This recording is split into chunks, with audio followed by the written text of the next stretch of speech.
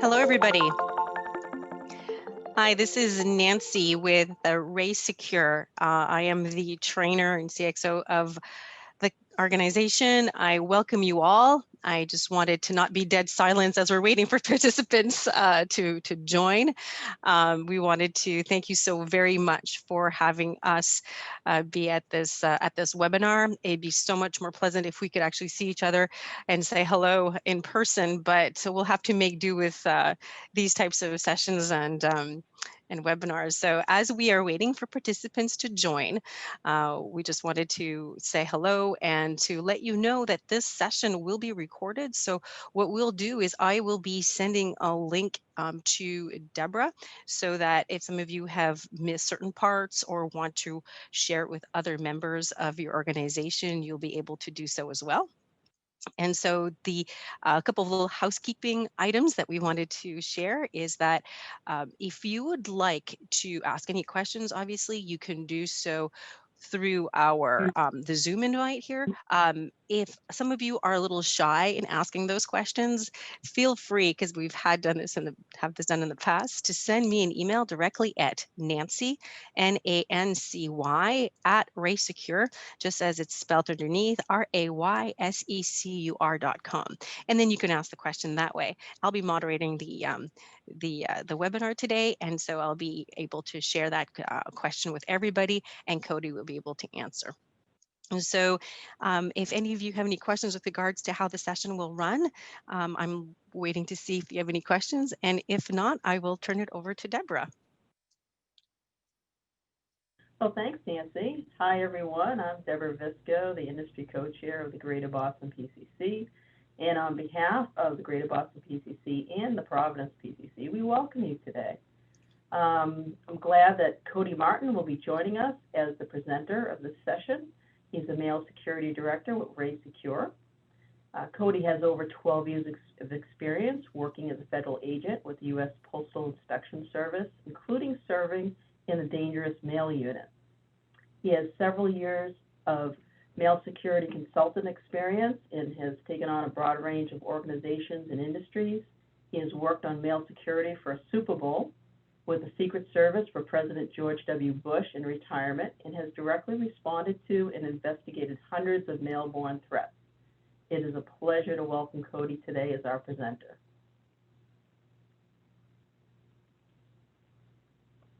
All right. Good morning, everyone. Thanks for joining us today. Again, my name is Cody Martin, and I'm the Director of Mail Security here at Ray Secure. Excuse me. And I'm going to take just a little bit of your time this morning and discuss mail center security in this current COVID environment. And, when we're thinking about that, we're going to really focus on, what does that look like? Has it changed operations for folks in terms of mail security screening and mail processing? How has it changed things? What should we be focusing on, et cetera? So those are a few of the issues that we're going to look at as we work through this presentation. And as Nancy said earlier, if you have any questions, feel free to ask those during the presentation. We can answer them then, or we can field those questions at the end. We should have time. And then as always, you can email us after the fact and we'll try to help you out that way. So that's what we're going to look at today. So mail-borne threats. The whole reason we're here is to discuss mail security and how we address and interact and deal with mail-borne threats. This can be anything from a threatening letter, and just something that has some crazy writing on it, all the way up to an explosive device like an IED, or maybe even like a biological threat, like something we see often is ricin. Anything along that range could be all of those at any given point. So it's something we need to be aware of and prepare for. And, my background was mentioned a little bit in the intro, and I've spent a lot of years investigating these types of things. And, I was fortunate enough to work some major events and do some different things like that. And good or bad, however you want to look at it, I've had a lot of exposure to these types of things, and I'm intimately familiar with the disruption they can cause within an organization, as well as some best practices and some things that we can do to mitigate these types of issues. You throw COVID into the mix and we've got this compounded problem that it just adds another layer of difficulty. And so we're trying to work our way through that as these things are evolving over the last few months. And I think we have some material here that may be able to help you navigate those issues as you move forward.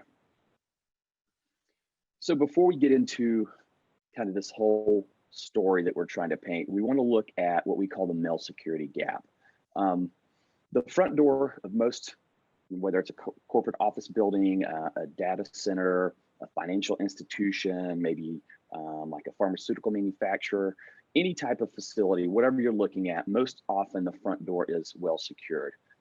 We use things like security cameras, security checkpoints, identification protocols, controlled access points. All of these types of things are part of the physical security plan. And the front door is usually locked down tight and we know what's going on.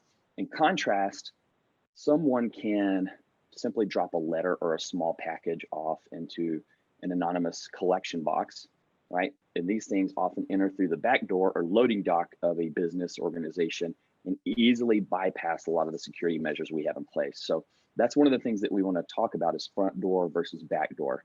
So when these items come in the back, it gives them an opportunity to make it straight up to the CEO's office or to be delivered right to the heart of the organization and maybe critical infrastructure. So we want to keep these things in mind when we're looking at security as it relates to the mailroom and then the overall posture of your organization. So who's affected by mail-borne threats? A lot of people are. It may not seem like it. It may seem like something that's extremely rare. It may not have happened to you yet. But when we're looking at Fortune 500 companies across the board, 1 in 3 receive at least one mail threat per year, and that's quite a high number. When you go back to 2019, we start looking at a mail security survey that took place for that year. 34% of companies had at least one mail threat. 16% had more than 3 in that same time period. It's a pretty good number, right? And as you can see there, threatening letters doubled, drugs and illegal substances quadrupled. These types of things are on the rise. Things like letters and the drugs and other illegal substances are easier to get through the mail stream. So I think that's why we are seeing the rise in those types of materials. So where do we look to for these numbers, just kind of on a broad scale? And, there's several sources and they may not always see eye to eye. Different government agencies report things differently. They classify incidents differently. They don't always communicate well. So what you're seeing here are just some numbers from the last couple of years. U.S. Postal Inspection Service has 400 trained inspectors who do dangerous mail response investigations, and that's where a lot of this data comes from when you're looking at them. And you can see the numbers here. 2019, over 3,000 suspicious incidents with powders and liquids, again making up the vast majority of what's going on.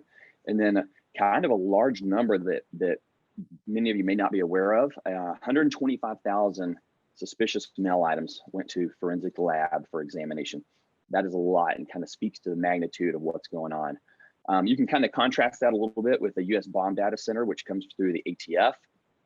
And you can see their numbers there, what they reported in terms of suspicious packages, over 7,400, and then over 2,000 involving letters or parcels. Again, some of these may be duplicates, some of them may not be between the two agencies. We don't know that, right? What we do know is that there's a decent amount of this going on and a lot of organizations are being affected by it. So we like to start out talking about small threats with no chain of custody. And that's what we're often seeing with these letters, these small packages, the white powder threats and the liquids. If you know the sender and there's an established chain of custody, such as items sent from a known vendor, a supplier, manufacturer, those types of things, there's a much lower likelihood of a mail-borne threat being contained in that mail piece. It's the items that do not fit this description that offer more opportunity for threats to be introduced. And that's what we're talking about here on those types of issues. When it comes to chain of custody, we start looking at last mile and how that's frequently broken. I'm sure most of you are familiar, but when we're talking about last mile, we're simply talking about the last leg of a delivery route prior to a letter or parcel arriving at its final destination, right? So with more competition in this arena, with people delivering packages primarily, that last mile, we are seeing the chain of custody more frequently broken. So we've gone from something that we know that's coming in, we know the carrier, and now we're introducing this third party who we may not be as familiar with. I know that personally, I see this at my residence quite often. It's not unusual for deliveries to be made from personal vehicles, from rental trucks, things like that. And it's never the same one. So it's always a different vehicle, a different person showing up. And this allows the opportunity for the introduction of threats as it increases the need for more thorough screening. So, when somebody shows up in, Toyota Corolla and they bring that package up to the front of your business and they drop it off and you take a look at it, we have no idea. So we need to make sure that we're addressing those types of things as it relates to last mile and that chain of custody. So we want to be cognizant of that as we're working through this process. So when we look at common types of mail threats, and we've addressed some of those, and we go back through history, we can see that mail screening has moved from identification to detection, and that's kind of the trend. I'm not talking about on a first responder level, but I'm talking about from an organizational level, a business level. We're going from identification to detection, and that's a good thing. This is important because it has removed a lot of unnecessary steps from mail screeners, and it's turned those over to external resources. So we've, looking back over history, we've gone from being concerned primarily with large threats like dangerous items, explosives, and contraband. We've moved that down into smaller threats like powders, liquids, chemicals, biologicals, because they're much easier to introduce into the mail stream. So the threats that we're seeing nowadays are overwhelmingly smaller in nature due to the anonymous nature of how these things get into the mail, right? So they can go to a collection box again, drop a letter in there with a little bit of cornstarch, throw a stamp on it, write some bogus information on the return address, and it's on its way. Somebody opens it and we have an incident, right? It's easy to do. One of the tools that I used a lot responding to these various incidents was portable X-ray. And it made it easy for me to identify, these types of dangerous items, explosives, and contrabands that we highlighted up front. However, when it came to powders, liquids, et cetera, it was much harder for me to do it with that type of technology. So keep in mind, as a first responder, my job was to screen these items all the way up through identification, through whatever means necessary, right, to take care of this incident, because it was either going to be clear or I was going to initiate an investigation. And I had to make those determinations and maintain safety at the same time. As a mail screener, the level of engagement is much lower. We need to, at that level, what we need to do is focus on detection and not identification. So once a threat is detected, it's time to contact external resources and hand that over to people who can then work their magic and go all the way up through the identification process. So as frontline screeners, we need to focus on detecting what could be a threat or what is a threat, and that's where we need to end our engagement most of the time. So kind of breaking away from the traditional threats, we're seeing new trends that are kind of overlap the physical and cyber world. And some of you may have seen this. It's come out recently, and it's called worshipping. Worshipping is basically when a small computerized device is mailed to your organization, and the intent is to gain entrance to either your network or other sensitive information that may be traditionally inaccessible to folks. So using a cheap computer, which draws minimal power, this technique will bypass your physical security measures by entering through, again, mail stream or the back door. And once it gets in there, they can look for gaps in your network to gain access that way. They can record sensitive conversations depending on where this item ends up, if it's on the CEO's desk. All of those types of things are concerns. So how do you mitigate something like this?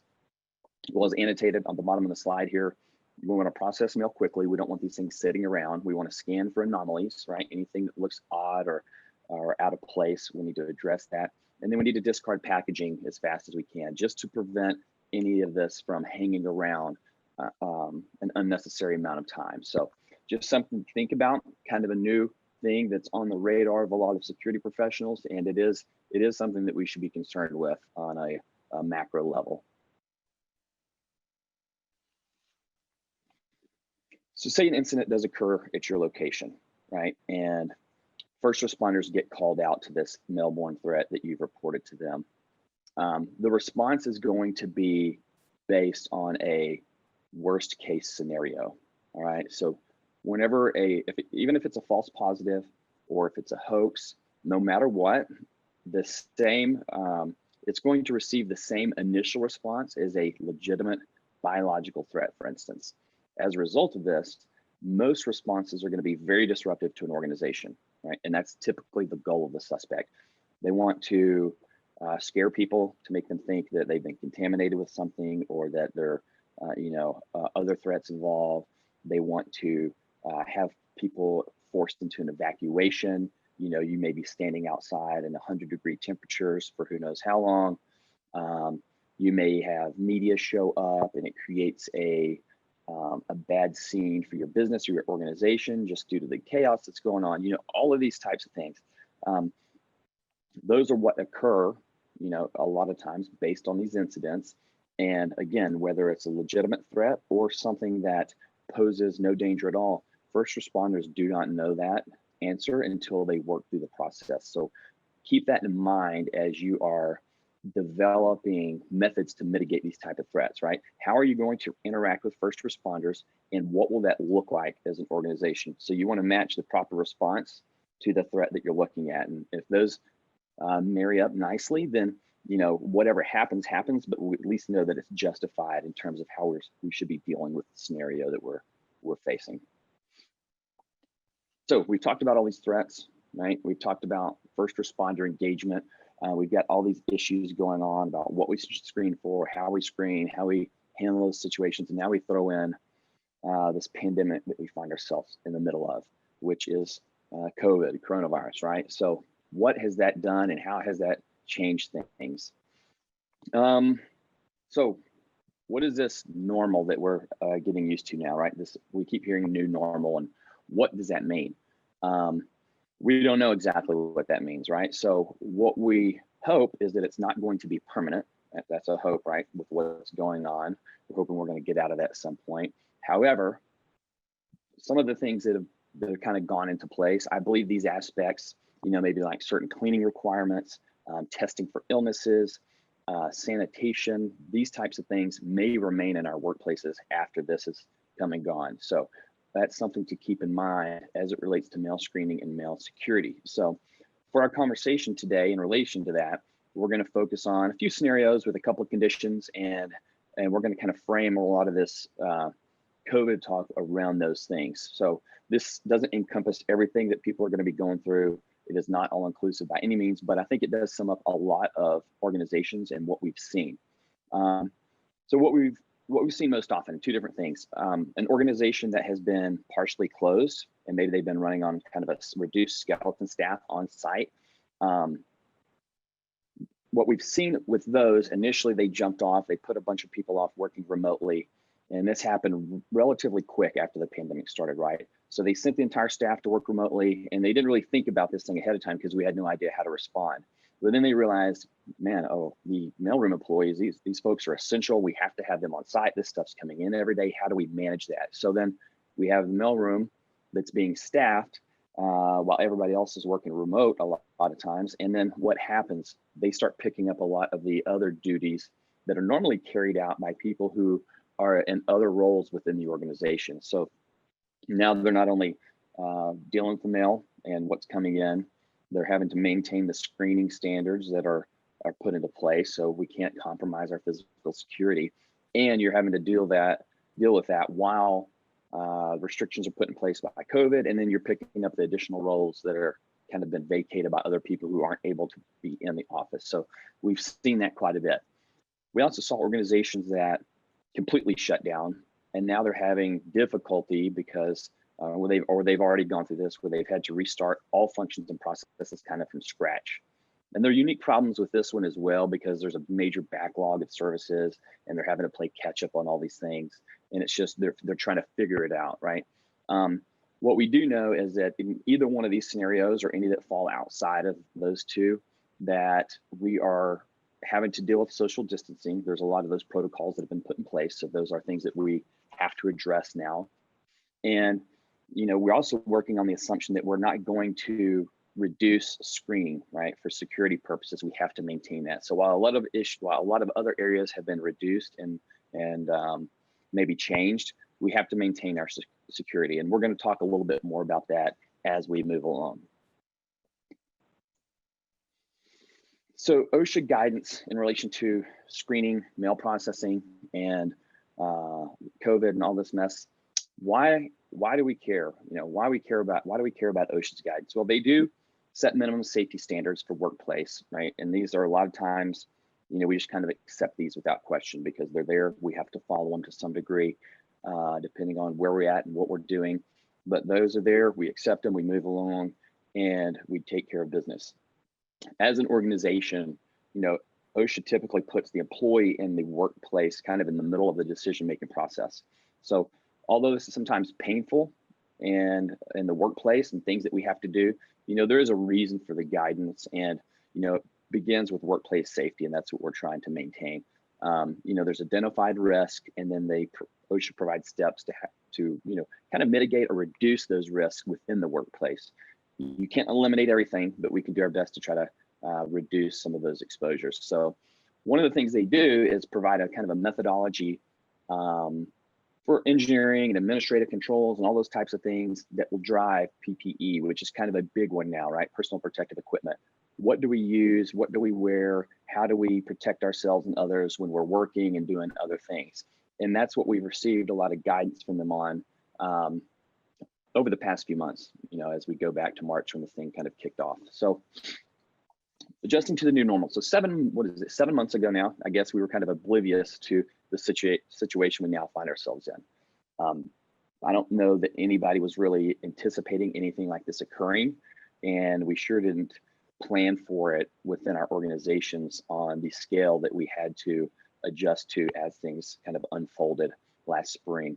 While experts could explain to the general population, to us, how a pandemic happens and what should be done, we could look at some things historically.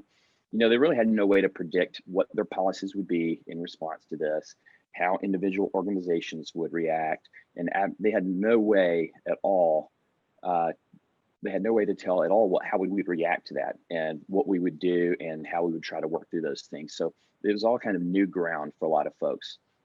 We were sitting there and we were safely working in our environments, and we had very low risk assessments. We were kind of moving along with kind of the normal things that we were used to, and we were addressing those. We didn't have to consider particle transmission between humans. That wasn't really a thing back then, I guess, unless you worked in an environment dealing with those directly, right? Contamination control methods were not a concern. Some of the cleaning procedures that we've been introduced to now were not there at the time. We did have cleaning procedures, but they met the requirements and they took care of what we needed it to. We also had some PPE requirements, but it was nothing like we have to deal with now. And, in a lot of locations, they were recommended, but they weren't required and they were rarely used. So that has all changed, right? We've now figured out how to kind of handle these things in our daily lives and, going to the store and all these types of stuff. And now we're kind of getting a little bit settled into what we're looking at. Things are kind of calming down as people are going back to work, but we've had some variables that have been introduced. And, every organization and site will have to make individual adjustments to deal with these variables within the workplace. So you've probably been going through this already. If not, you're going to be, and I'm sure they're going to keep changing. Hopefully your mailroom, the mailroom you or your employees work in, has been easily transformed or changed or will be able to meet the requirements that we're facing. So whether that's social distancing or whatever has to be done in the workplace, hopefully you have the capability to adjust to those. Not everybody can. That's going to be a little bit more difficult, but that's something we have to consider. So kind of as of now, what does this new normal look like, right? So primarily it's PPE, wearing the proper equipment, and social distancing or distancing within the workplace. Even when this is over, I'm sure a lot of these things are going to remain in place. However, the ones that aren't, we need to be ready to reinstate those at any given moment if another one of these things happen in the future, right? And so we're going to take what we've learned from this and we're going to be ready to implement it in the future. So that's what we need to think about as well.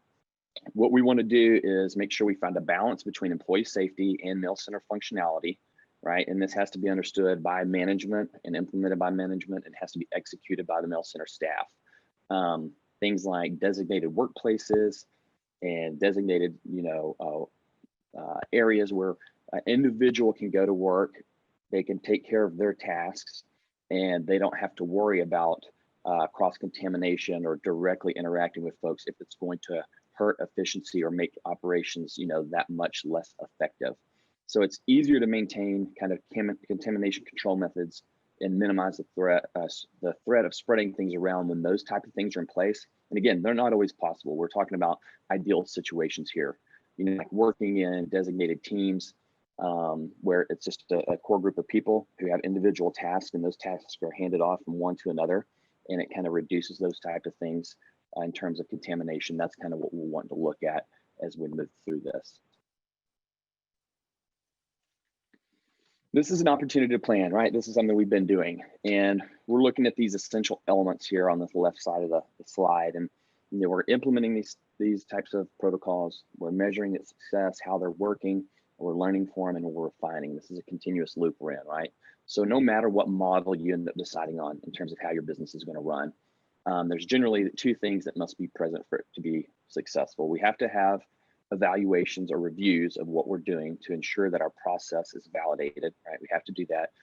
And we need, we have to measure what we're doing, and then we have to have feedback so we can refine this. So if there's no feedback included in this process, we're going to have, we're going to miss this critical information that we need. And then we can't make the refinements, and that process is going to be jammed up. So it's an ongoing process. It should be constantly reinforced within the organization.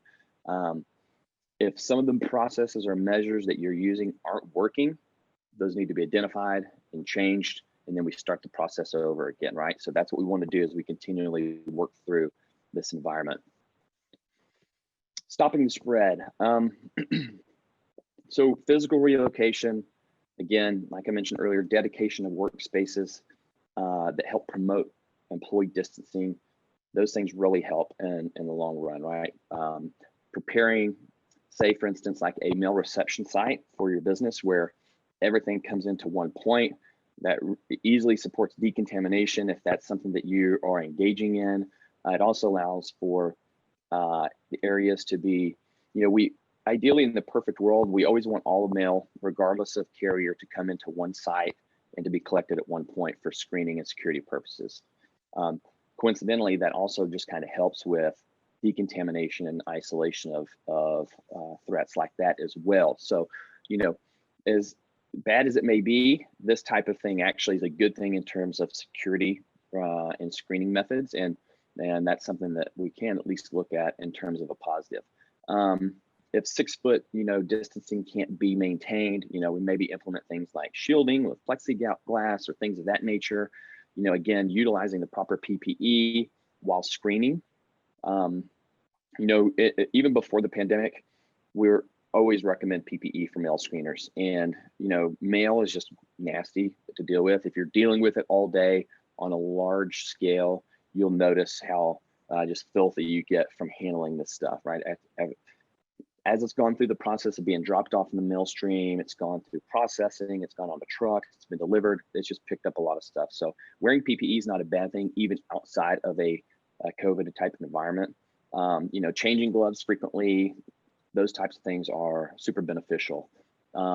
Maybe assigning work areas that have boundaries between them. So, person A and person B work in their designated area, and maybe there's a drop-off point in between where tasks can be handed off, but there's no really direct interaction. If that's something that your organization wants to do, that's a good thing to consider as well.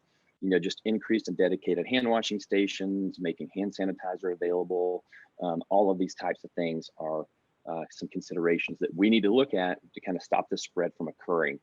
The last thing you want is for it to kind of go through your organization and you're going to have a shutdown due to kind of an outbreak within your workplace. So what does that look like? This is a graphic or some imagery provided by Cushman & Wakefield, just to kind of show what some space utilization may look like. I'm not saying you need to do this. I'm not saying that it's practical for every organization, but it does give you a good visual on what the work environment could possibly, how it could possibly look and function. If you take away these circles that kind of designate this 6 foot area, you can kind of see how It's not spread out as much as you would think it would be, but they're still able to have kind of a semi-functioning work environment there where people can get things done and kind of limit that exposure potential. So the idea, right, is to minimize that direct exposure and just kind of limit the potential cross-contamination possibilities that are there. So just something to provide a little bit of a visual, kind of give you an idea what that might look like in a corporate work environment. So method of change. What do we know? No matter what, part of this effort has to happen now, and it has to happen as a team. The whole organization has to be involved in this. So regardless of what your business looks like in the spectrum, everyone involved has a role now, and that's just the reality that we live in, right? So in terms of management and their key roles, management should be providing guidance and be prepared to answer questions about the guidance they're providing, right? If they're telling us something, give us some reasoning for that, be prepared to answer some questions, make people feel confident of what they're doing makes sense. Many good ideas have a tendency to bubble up from where the most work gets done. So as problems are worked through and new ideas are implemented, guidance needs to be updated to support that, right? Management also needs to manage and support teams as they need, not necessarily with what they want. So we don't always see eye to eye, but that's just part of it, right? So we need to equip people with what they need and what's necessary to maintain, safe working environment and efficiency when we're talking about mail screening, and we need to make sure we do that. And as these things evolve, we're going to evolve with them. Very few people get up in the morning with the intent to cause a scene or wreck the office for the day. We want individuals to buy into the team will buy into the organization, and collectively these efforts improve the situation over time, right? When we talk about the mailroom and their employees and the role that they play, as tasks are increasingly separated and combining that with the required physical separation between people, we are seeing efficiency decrease. I mean, that's just part of it. Until we adjust to this, efficiency is going to be hurt for a bit. We're going to make modifications, and hopefully we can regain a lot of that. We may not be able to regain all of it, but we're going to try to do our best, right? So historically, individual tasks have now become maybe team functions, unless all of the tools and processes can be repeated at all workstations. So, unless person A has everything they need in their silo to get their job done, they're going to have to interact with other people. And we have these restrictions in place that kind of limit that. So that does hurt the processes. So following established protocols is critical for not only individual safety, but for the whole organization. So we want to use this diagram here and think of the mailroom like kind of a hub and spoke approach, right? And as we do that, there's a couple things that become clear. There's not a single part of the organization that the mailroom does not touch, and that goes in both directions, upstream and downstream. So it plays a pivotal role. It may be overlooked sometimes, it may not be, but what we do know is it touches every single department, every single entity, every single person within the organization. And because of that, it's critical that we maintain our job, but we want to do it in a safe and secure manner. And we want to be able to, screen things to the extent that we can catch any sort of threats that are being introduced into our organization. So resuming operations, and what does that look like? So we have to manage mail flow, and supply chains have been messed up for months now, and I'm sure every one of you have noticed that. You may be in a situation where you have a lot of mail, and if your business is not fully open yet, this may get worse as people come back to work and activities come back online. It could also get worse if we go into more stringent lockdowns. There's some countries over in Europe that are implementing new lockdowns, and that's going to take us right back to where we were several months ago.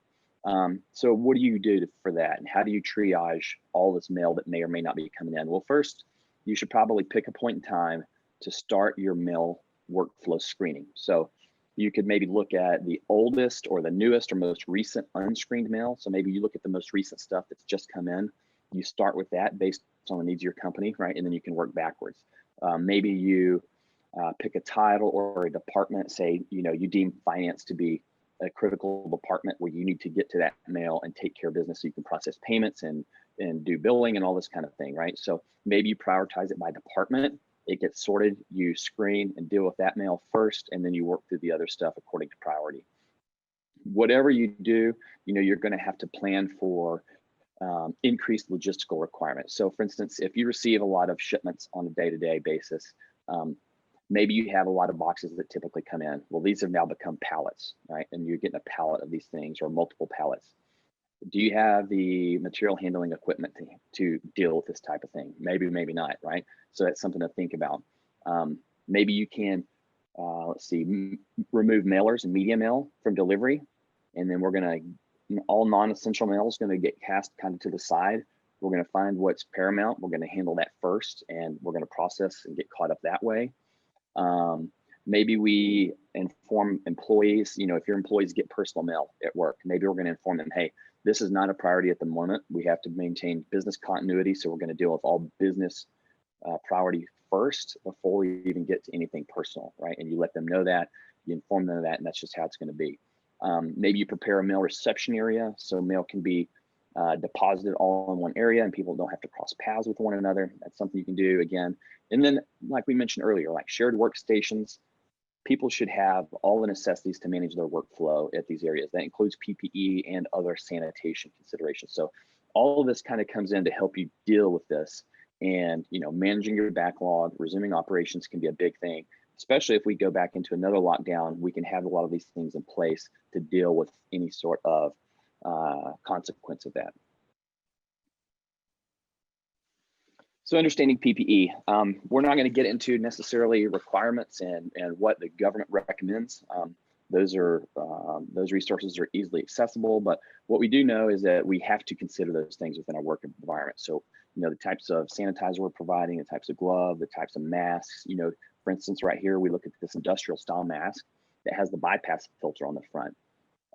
These aren't effective because while it does prevent you from inhaling particulates and other things as you breathe in, that bypass filter allows whatever you're breathing out to come right out of the mask and get released back into the air. So, looking at things like that, making sure that we're following government recommendations and guidelines become important as we're providing these things for employees as they continue on with their work. So all that, what does that all culminate into? We find ourselves in a new kind of high risk environment. So we've got all these threats that we typically look at. We've got COVID that's going on, which has kind of got things going for us. And now we have, people are getting laid off from work because businesses have been shut down. We've got a contentious election that's going on. All of these things are happening, and we're having to balance all that with maintaining employee safety and screening to make sure our screening standards are where they should be as well. So that leads us to our mail security program, right? DSS guidelines. You can see here at the top, there's some organizations or industries that automatically put you high risk. So if you fall into one of these, you're automatically considered high risk by DHS, and there should be screening guidelines that you should follow according to that.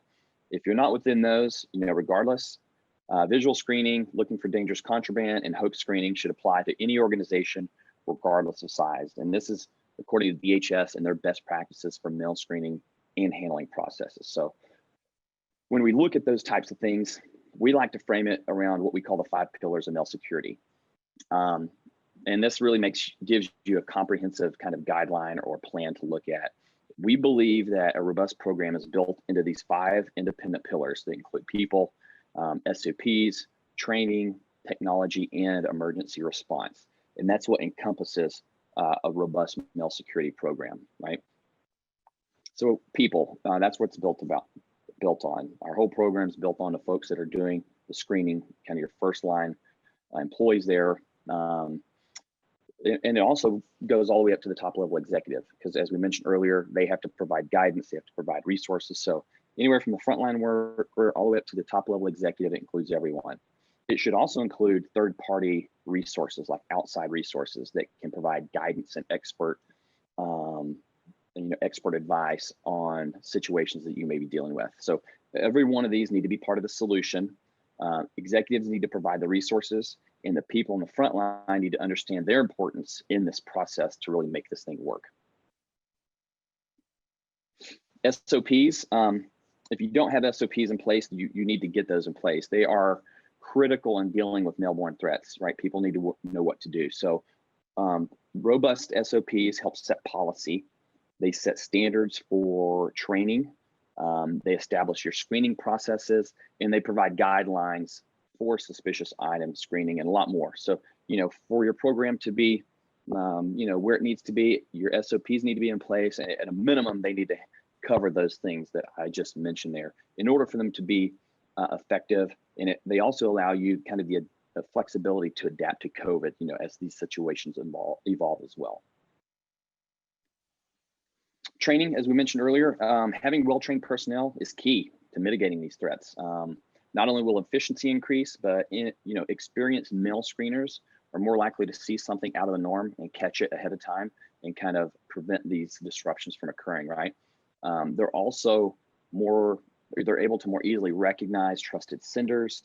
They can expedite screening this way. They have a better understanding of emergency procedures, all of these things that we kind of talk about in the SOPs, right?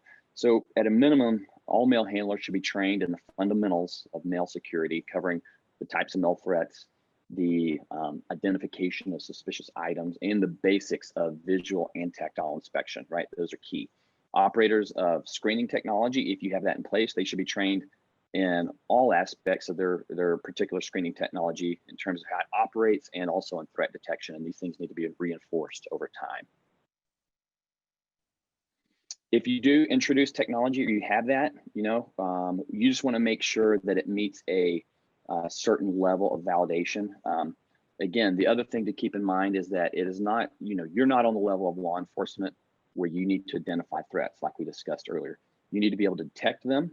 And once detected, you need to follow your SOPs all the way up through emergency response if needed. So again, if you do use technology, there should be standards you adhere to regarding this technology. And, you want to make sure that it meets these requirements so that you're getting something that you can really trust and that your employees can trust as well. And then finally, like we mentioned, is response plans. So if you do not have an emergency response plan in place, you should strongly consider getting one as soon as possible. And this should be included in your SOPs, right? It has to be detailed in there, has to be outlined in there, and we want to make sure that that's available to folks. These types of documents, they mandate how a threat is managed, and it also guides the actions of all of those involved. So we need to plan these out, we need to prepare for them, we need to rehearse these types of things, and it can make a difference here. I've highlighted a couple of different responses from first responders. Depending on your incident, you could have something that's one vehicle with some screening equipment that's going to take a bit longer, right, to show up and get things done. You can have that, which is very low key, versus a full-on call out by fire, hazmat, police, etc., for an incident that was called into 911. So while these both have very similar screening equipment, maybe the same thing, two totally different looking responses, and that's something you need to consider when you're working through these. So, what are our key takeaways? We want to make sure that we have plans and provisions in place to maintain security screening during COVID. We want to make sure that we don't compromise these due to a reduction in workforce, even though people may be taking on extra roles. So how do we balance those types of things? We want to make sure that we have our SOPs in place. So if something does happen, we know how to respond. We know how to screen the item. We know how to identify or detect the item, and then we need to know how to respond and interact with law enforcement agencies.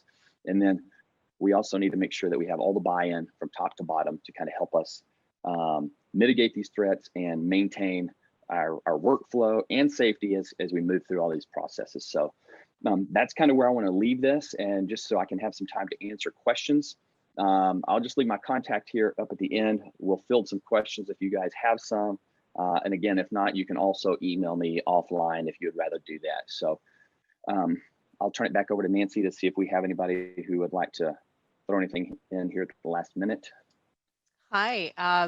Yes, I do. In fact, I wanted to just launch it back in the chat so everybody could see it, but unfortunately, as a host, that's one of our, just realized that's one of our limitations. So let me share with you one of the questions that I did get. And Cody, the question is, if a suspicious package is received, what organization can be called as a first screened that could minimize a worst case scenario response? Yeah, so if you get there's a few ways to look at this. If you get a suspicious item and it's been identified, or it's been detected within your entity, and you get to a point where you cannot de-escalate that, right? So we're at a stalemate. This doesn't look right. We're afraid there's a threat here. What do we do next? You know, there's multiple things that you can do. You can reach out to some external resources. So, you know, there are vendors that provide technology, you know, like RaySecure, who offer callback numbers. That is one thing you could do where they can give you guidance on that. You could call your local U.S. Postal Inspector, and they can often help you out over the phone prior to a response.